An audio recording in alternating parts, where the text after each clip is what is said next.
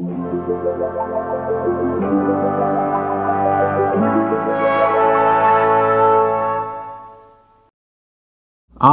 Fuji. So many great film stocks killed before their time. I'm not usually a SUPERIA guy, or like a C200 person either. Really, if I'm shooting a Fuji film, it's probably one of their color reversal stocks, or Instax, or I'm clinging to the past and I'm breaking out some of their insanely nice instant pack film. But a couple months ago, I came across a camera store here in Toronto that was selling expired rolls of SUPERIA 800 for $9. So I thought, why not? Bad news, Noah, you really like this film and it's not being made anymore. Oof. I only had a chance to pick up a couple of rolls at the time, and I shot one through this Olympus OM2 SLR back in October, and I got some shots that I really liked. This roll came out with some really nice greens and browns, especially from shooting it out in the fall weather at a cottage with some friends. This wasn't something that I expected to love as much as I did, because really in the past my experience with SUPERIA stuff has usually been just a little too green and reddish with a bit more of a color shift than I like. I find that to be true kind of with the Fuji stuff in general. SUPERIA, C200,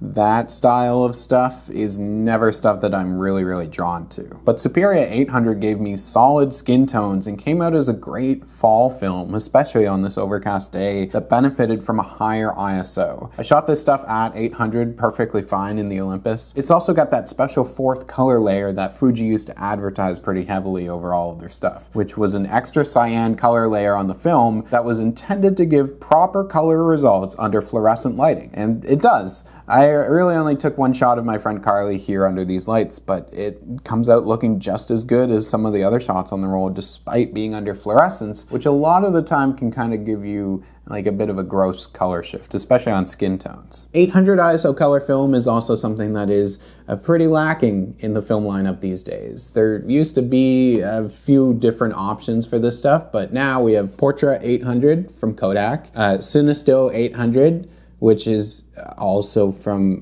Kodak, and is technically 500 ISO film. And we have Lomography 800, which I really like, but is potentially also just made by Kodak. SUPERIA 800, though, was a Fuji film. It was a consumer film. Like all the SUPERIA stuff is their consumer lineup. So it has more of that kind of contrast in the color. That 800 ISO does give you just that little bump of light sensitivity to maybe take some shots indoors without having a flash on your camera, and maybe still just have them come out underexposed anyways, but it doesn't matter. Because 800 ISO, it's a confidence boost. You know, you can do anything. SUPERIA 800 was discontinued in 2016 outside of Japan. It remained in production inside of Japan, but went under the name of Venus 800. But then that was also discontinued by Fuji entirely in 2019. So not that long ago. It's still out there. You can still get rolls. It's still gonna be kind of kicking around in the expired film buy and sell markets for years to come. It's got a saturation that I really like, and a bit more of a subdued color palette than I am used to with the Fuji stuff. I think it is one of the few still films that I've come across in the last little while that I've shot, gotten results back, and thought, man, I do really wish this was still around. There is a lot of expired stuff and films from the past that are impossible to find these days, but for the most part, I'm pretty happy what's still around. Sure, we would all like more options, and I definitely do think that it would be nicer if there was a bit of a wider variety of color stuff and more color manufacturers actively out there, but I don't miss everything that's been discontinued. Like, I'm not dying for like Kodachrome to come back. SUPERIA 800, though, I will add to my list of things I wish were still around. 2016 is also the year that Fuji cut off SUPERIA 1600, which I think even more people were upset by. It's a film that I would really like to try sometime, but is much harder to come across,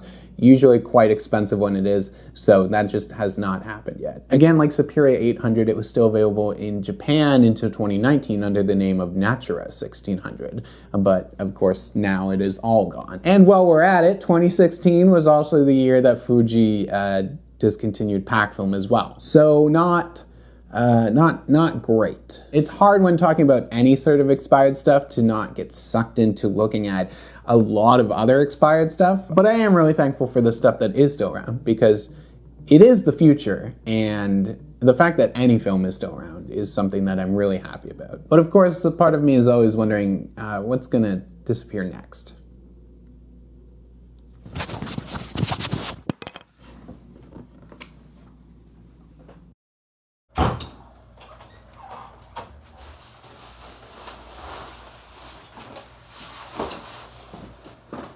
Well, it's the end of the year, and boy, has it been like roughly 12 months that make up a year. I made something like 60 videos this year, all of which are great. Don't look into that. But also, check some of them out if you didn't watch them all. This year, Fuji discontinued Pro 400H. Kodak made vague hints about introducing something new to the film market. Film prices went up, but also global wealth inequality got bigger, so that's probably the larger problem. Lomography announced they would return to producing turquoise film, which people definitely seem jazzed about. Orwell announced that next year they're gonna hopefully tackle making brand new color cinema film. Kodak didn't actually put out anything new. Kodak put out a disposable camera with some black and white film loaded into it. Polaroid released a little camera called the Polaroid Go, which people seemed really happy with, actually. Polaroid also failed to return to making 8x10 production after claiming they would do it all year, and then didn't, which people seemed less happy about. Fuji discontinued Velvia 100 in the USA due to environmental guidelines. SUPERIA in Russia started putting out what might be maybe new color film. The continuation of a global pandemic combined with supply chain shortages across a variety of industries has made it harder and harder for people to get film, but also harder and harder for film manufacturers to keep up with demand for producing film. And I have neither the time nor the energy to share detailed opinions on every one of those riveting film-related news headlines. But rest assured, people online have been doing it all year from every angle, so they've definitely got you covered. So for those of you in this incredible, wonderfully large and diverse film community, do your best to enjoy it. We never really seem to know when something we love is going to be abruptly pulled out from underneath us without any sort of warning. So the best that we can do sometimes is just roll with the punches. But also never stop voicing your frustration and disappointment over things that get discontinued from film companies who seem content to keep most of us just in the dark for most of the time without having any idea of what the hell is going on with this stuff. This year, a massive number of people have either discovered or rediscovered this hobby. And I know because most of the labs in my city are the busiest that they've been in literally decades. For most of us, it's exactly that, a hobby and not a profession. There are never any strict rules with this stuff. Do what you want and explore and create, and also make a ton of mistakes because in the long run, it makes all of this so much better. This community is constantly made better by the people who encourage others, but also sharing the excitement of people who are new to this hobby. There are a ton of questions and comments and messages that I either missed or did not get around to answering this year because sometimes I'm pretty bad at that stuff. But rest assured,